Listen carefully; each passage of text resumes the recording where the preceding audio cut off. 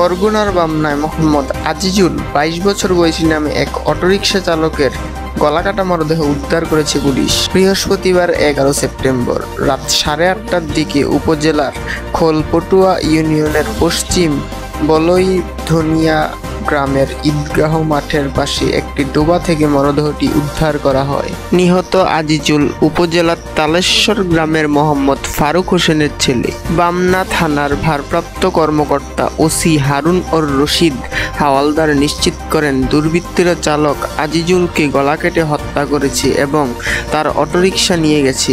এই ঘটনায় জড়িতদের দ্রুত গ্রেফতারের পুলিশ সর্বোচ্চ চেষ্টা করছে।